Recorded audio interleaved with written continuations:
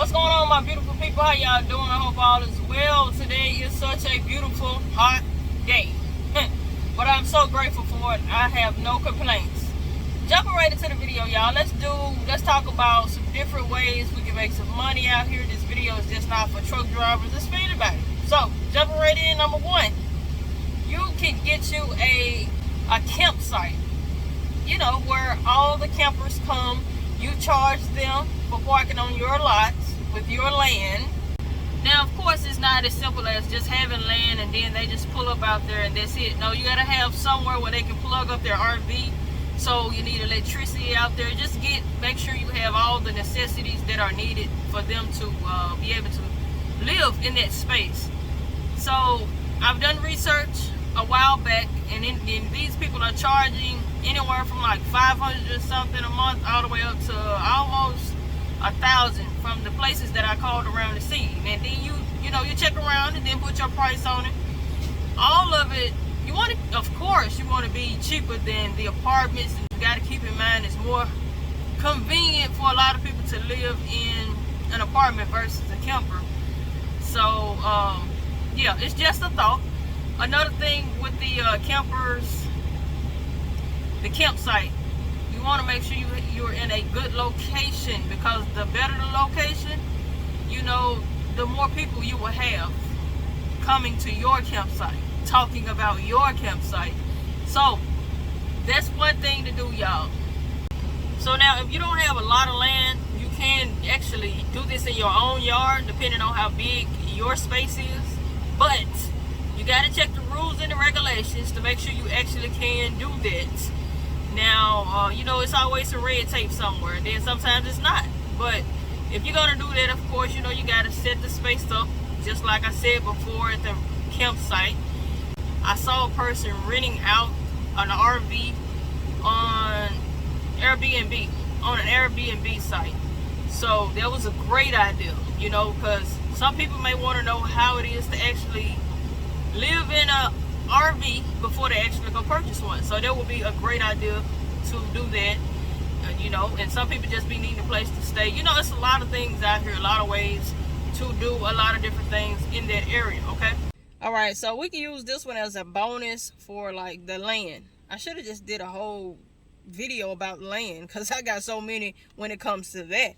But I'm gonna just give you two more. So one more is, if you're in a town where they have a lot of mobile homes, you have to get your permits and allow them to park their mobile home on your lot and charge them lot rent. You don't have to lift a finger. Of course, you can get somebody out there to mow the lawns, trim the trees, and you can charge enough lot rent for you to pay that person. So it's easy, right? So now, not everything that I say is easy. It may sound like it is, but all of this is going to require work. But hey, if the plan is, like I said, my plan is to let the money work for you and you don't have to work for the money, you're going to find one of these things useful for you, and I'm pretty sure it will work for you, okay? So that is one thing. Charge lot rent. It don't even have to be a mobile home. It could be other things. You just use your imagination, your creativity. All right, truck drivers, number 2 is for you. The rest of y'all hold tight for me, don't go nowhere. But truck drivers, I know this is something that y'all already know, but like I said, I'm gonna put it out here anyway. You can use your own truck if you own it to pull other trucks and cars. Of course, you got to make sure you're following all the rules. If there's any red tape, you want to remove that. But that is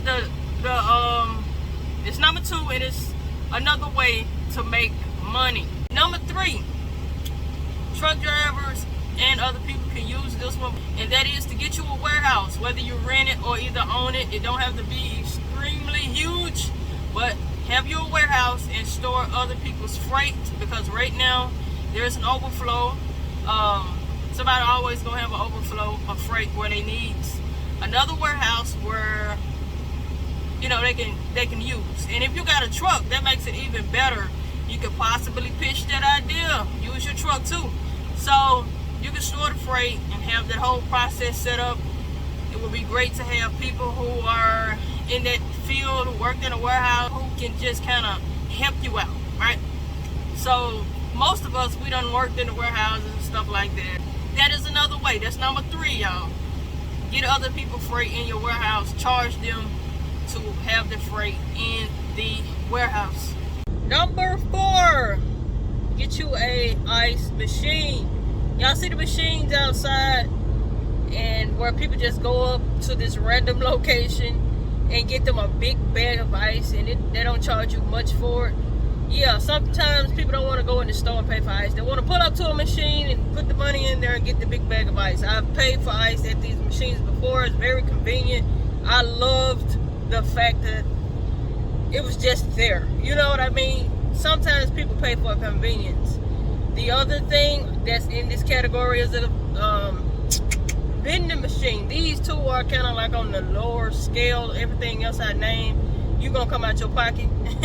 Okay, but these two is kind of like on a lower scale of things, but a vending machine, and you can put that at a location. The vending machine is like, you will get profits, but it's also like getting the money that you spent on products and everything, getting it back, and it's like a savings account. Like the vending machine that I purchased, I kept all that money. Like I never really spent it.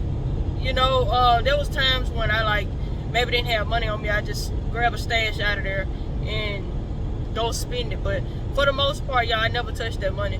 Had a whole black box of it, and then I just got rid of it. Vending machine, ice machine is number 4.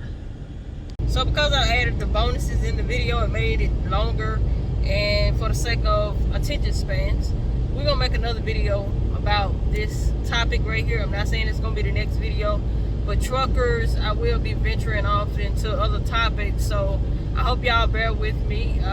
Hopefully y'all allow me to do so.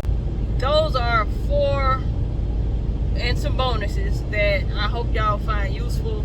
A lot of people be asking me a lot of different things sometimes, and I'm vague with some of the responses because of the way they ask me, and they're asking me like what I'm going to do basically. If you don't know, like the thing is, y'all, I do hope y'all make it to this point. You should never do what somebody else is doing. Like, you can take ideas from people, be inspired from people, but don't just go out doing what everybody else is doing.